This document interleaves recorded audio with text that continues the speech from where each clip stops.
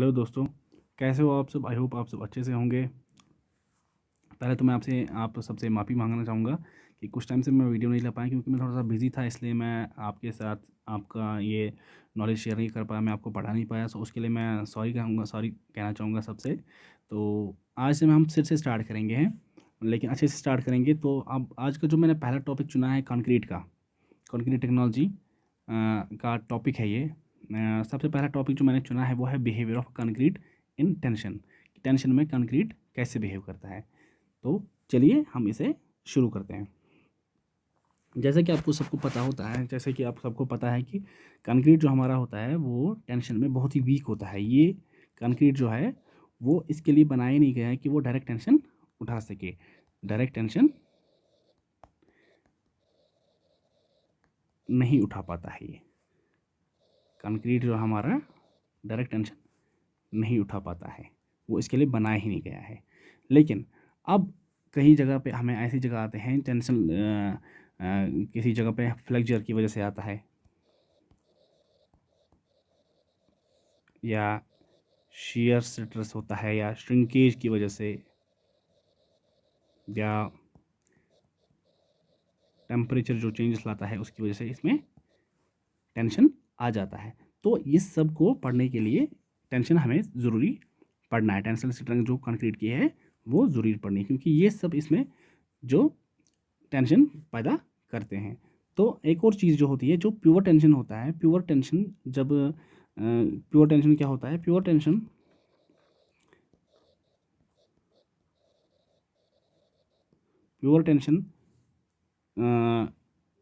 Tension pure share जो होता है, प्योर शेयर कहूँगा मैं यहाँ पे।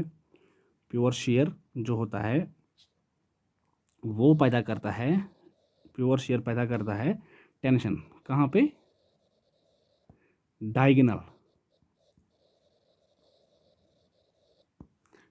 टेंशन वो क्रिएट करता है। तो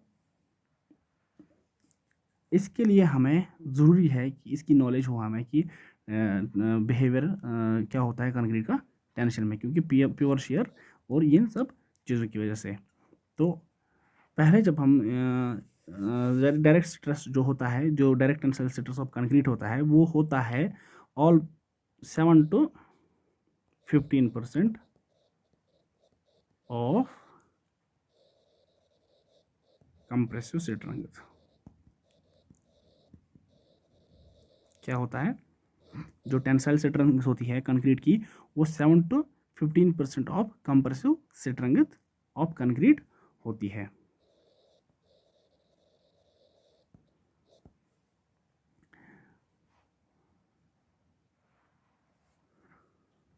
ठीक है दोस्तों, 7 to 15% होता है वो। कहते हैं, ये कह रहे हैं यहाँ पे, it is difficult to have a tension test.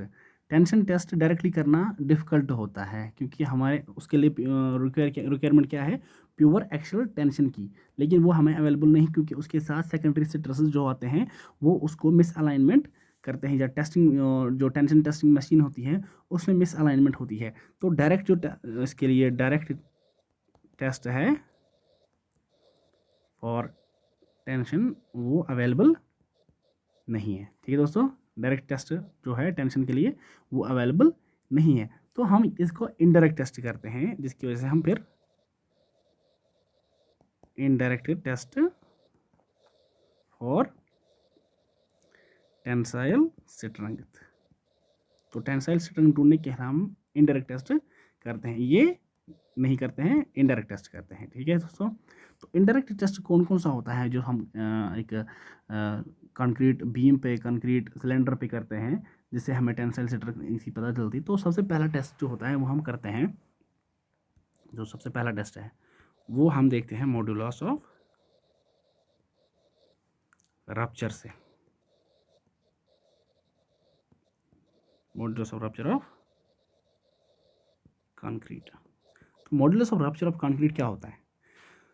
कहते हैं ये एक सिंपल सा एक टेस्ट होता है, जिसमें हम लेते हैं, ये फ्लेक्चर टेस्ट है। क्या है? फ्लेक्चरल टेस्ट है।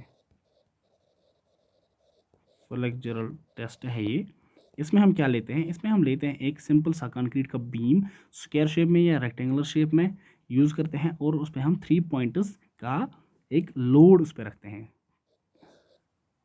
एक सिंपली सपोर्टेड बीम है, 3 पॉइंट्स लोड रखा है हमने इस पर, पी मतलब यहाँ पे लोड है, ठीक है। तो यहाँ पे हम इस पर लोड रखते हैं, तो फिर इसके बाद इस पर इसका बिहेवियर चेक करते हैं। वो कैसे करते हैं, अगर हम यहाँ पे जो इसमें मैक्सिमम टेंसाइल स्ट्रेस जो डेवलप होता है एक्सट्रीम फाइबर्स में जो मैक्सिमम टेंसाइल स्ट्रेस जो पैदा होता है उसे हम कहते हैं मॉडुलस ऑफ रप्चर। क्या कहते हैं, मैक्सिमम थ्योरेटिकल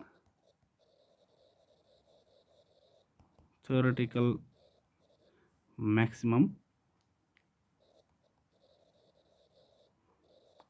टेंसाइल स्ट्रेस जो डेवलप होता है उसे हम कहते हैं एक्सट्रीम फाइबर्स पे, डेवलप्ड इन एक्सट्रीम फाइबर, उसको हम कहते हैं मॉड्यूलस ऑफ रप्चर। वो हम डिनोट कैसे करते हैं, FCR। कैसे करते हैं, FCR से हम वो डिनोट करते हैं। तो FCR किसके बराबर होता है हमारा, ये किसके बराबर दिया गया होता है, FCR बराबर होता है M/Z। यहाँ पे M किसके बराबर है, M होता है बराबर bending moment that causes failure. और Z किसके बराबर होता है, Z हो गया सेक्शन मॉडुलस, ठीक है दोस्तों। तो लेकिन एक्चुअल ये हमारा थ्योरेटिकल होगा, ठीक है दोस्तों। थ्योरेटिकल मैक्सिमम टेंसाइल स्ट्रेस जो डेवलप होता है एक्सट्रीम फाइबर में उसे हम मॉडुलस ऑफ रप्चर कहते हैं। मॉडुलस ऑफ रप्चर बराबर किसी के बराबर होता है M/Z। M हो गया बेंडिंग मोमेंट जो जिसकी वजह से फेलियर होता है, और Z हो गया सेक्शन मॉडुलस। लेकिन एक्चुअल में स्ट्रेस डिस्ट्रीब्यूशन जो अक्रॉस द शियर होता है वो लीनियर नहीं होता, ये लीनियर के लिए, ठीक है दोस्तों। तो एक्चुअल में वो लीनियर नहीं होता है। तो क्या होता है, वो जो हमारा कोड है IS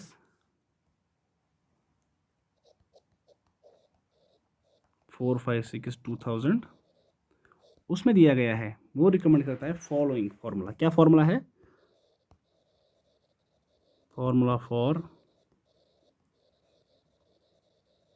modulus of rupture, FCR। हम इसे हम डिनोट करते हैं FCR से। तो FCR किसके बराबर होता है, 0.7 under root of FCK। Modulus of rupture किसके बराबर होता है, FCR is equal to 0.7 under root of FCK। Stress are units in ये MPa और न्यूटन पर mm²। ये हो गया मॉडुलस ऑफ रप्चर। तो ठीक है, इसके बाद जो दूसरा टेस्ट होता है जिसमें हम चेक करते हैं टेंसाइल स्ट्रेंथ एक कंक्रीट क्यूब की या कंक्रीट सिलेंडर की या कंक्रीट बीम की, वो होता है दूसरा जो इसका टेस्ट होता है splitting tensile strength of concrete. Splitting tensile strength of concrete, क्या यहाँ पे आपको खुद ही समझ आएगा। स्प्लिटिंग टेंसाइल स्ट्रेंथ, ये तो नाम खुद ही बोल रहा है कि एक क्यूब एक सिलेंडर को या एक जो हमारा है बीम होगा उसको स्प्लिट करके वहाँ पे उसको देखना है कहाँ पे किस लोड पे वो स्प्लिट होगा, तो वो हमारा splitting tensile strength of concrete कहलाएगा। जैसे कि हमें पता है पहले ही कि हम डायरेक्ट टेस्ट इसमें नहीं कर पाते हैं, तो हम एक सिलेंडर लेते हैं, ठीक है दोस्तों। एक सिलेंडर हमने लिया, सॉरी मेरी ड्राइंग थोड़ी अच्छी नहीं है, एक सिलेंडर हमने लिया जिस पे हम ये टेस्ट करते हैं, जैसा कि हम कंप्रेशन टेस्ट में लेते हैं। इसको हम अलोंग इट इज़ डायमीटर हम इसको लोड डालते हैं ऐसे, ये इसका ऊपर हमने लोड डाला, ठीक है दोस्तों। फेलियर तब होगा जब ये क्यूब दो हिस्सों में स्प्लिट हो जाएगा। ठीक है दोस्तों, अलॉन्ग द लोडिंग जब ये सिलेंडर स्प्लिट होगा तो वो हमारा स्प्लिटिंग टेंसाइल स्ट्रेंथ कहलाएगा। तो स्प्लिटिंग टेंसाइल स्ट्रेंथ किसके बराबर होता है? यहाँ पे स्प्लिटिंग टेंसाइल स्ट्रेंथ हम डिनोट करते हैं FCR से, FCT। क्या? FCT वो किसके बराबर होता है? 2P divide by pi DL। ये FCT हम ऐसे ढूंढते हैं। जो हमारा कोड है IS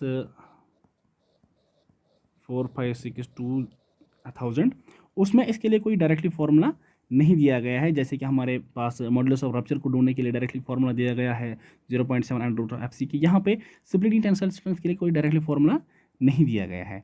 P यहाँ पे लोड रहेगा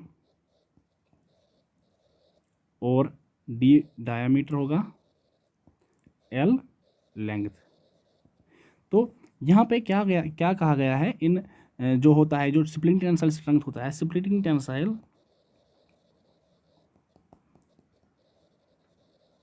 इसमें डायरेक्टली फॉर्मूला ना होने की वजह से स्प्लिटिंग टेंसाइल स्ट्रेंथ जो होती है हमारी, वो होती है किसके बराबर? 2/3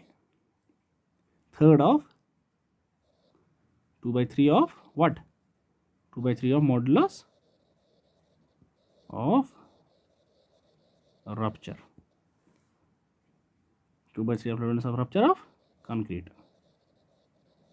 ठीक है दोस्तों, तो ये हो गए दो टेस्ट जिसकी वजह से हम टेंसाइल स्ट्रेंथ कंक्रीट की डालते हैं। तो हमने क्या सीखा, इस पर एक थोड़ा सा छोटा मोटा एक रिवीजन कर देते हैं इसके लिए। तो हमने सीखा आज कि जो कंक्रीट होता है वो ऑलरेडी जो कंक्रीट होता है वो टेंशन में ऑलरेडी वीक होता है। वो इसके लिए बनाया नहीं गया है कि वो टेंसाइल लोड उठा सके।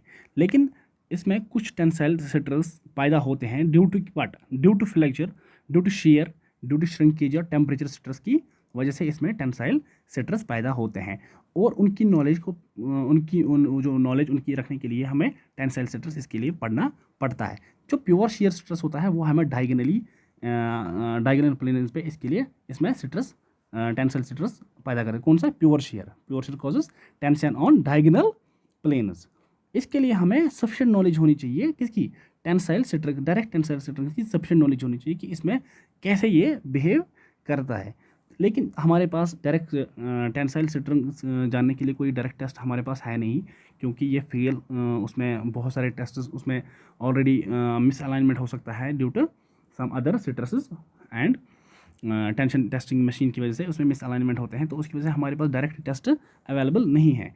तो यहाँ पे हम जो direct tensile strength of concrete क्या बराबर इज अबाउट 7 to 15%। क्या?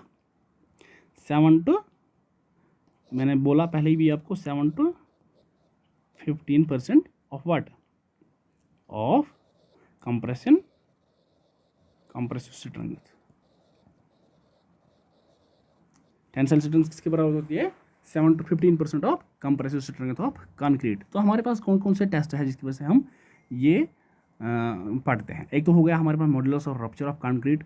रप्चर कहाँ पे होगा वो उसमें जानते हैं। मॉडुलस ऑफ रप्चर एक सिंपली सपोर्टेड बीम को हम या स्क्वायर शेप या रेक्टेंगुलर शेप को यूज़ करते हैं, वो उसके ऊपर हम 3 पॉइंट्स में लोड रखते हैं अंटिल फेलियर जिस लोड पे दिखाएगा वो होगा हमारा मॉडुलस ऑफ रप्चर दिखाएगा। तो एक्सट्रीम फाइबर्स पे वहाँ पे shear stress, tensile stress develop होते हैं। कहाँ पे? एक्सट्रीम फाइबर्स में। उसे हम कहते हैं मॉडुलस ऑफ रप्चर। वो किसके बराबर होता है? FCR M/Z। M हो गया बेंडिंग मोमेंट जो हमारे जिसकी वजह से फेलियर होता है। Z हो गया सेक्शन मॉडुलस। तो FCR किसके बराबर होता है? FCR होता है बराबर जो IS कोड में दिया गया है 0.7 √FC/K। ये फॉर्मूला याद रखिएगा, इसके बहुत सारे क्वेश्चन आते हैं एग्जाम में। ये IS कोड के हिसाब से ये हो गया थ्योरेटिकल।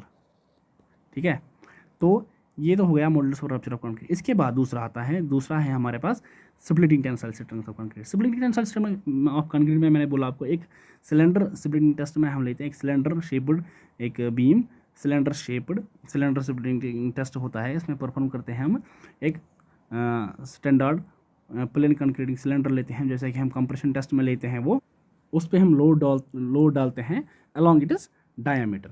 तो फेलियर वहाँ पे होगा along it is diameter he failure होगा। तो फेलियर हमें अलोंग द डायमीटर, इसमें अलोंग द लोडिंग प्लेन पे हमें, यहाँ पे मैं दिखाऊंगा फिर से, यहाँ पे हम लोड डालते हैं ऐसे अलोंग द लोडिंग, हमें फेलियर वहाँ पे मिल जाएगा, तो उसकी वजह से हमें स्प्रिंग टेंशन हो जाएगा। स्प्रिंग टेंशन FCT होता है, FCT बराबर होता है 2P divide by pi DL। इसके लिए कोड में कोई डायरेक्टली फॉर्मूला नहीं दिया गया है, तो ये बराबर होता है 2/3 ऑफ मॉडुलस ऑफ रप्चर, यानी कि FCT किसके बराबर होता है 2/3 ऑफ FCR। आई होप आपको ये क्लियर हुआ होगा कि एक टेंसाइल बीम, एक बीम टेंशन में, एक कंक्रीट बीम टेंशन में कैसे बिहेव करता है। आई होप आपको ये क्लियर हुआ होगा। चलिए आज के लिए इतना ही, थैंक यू।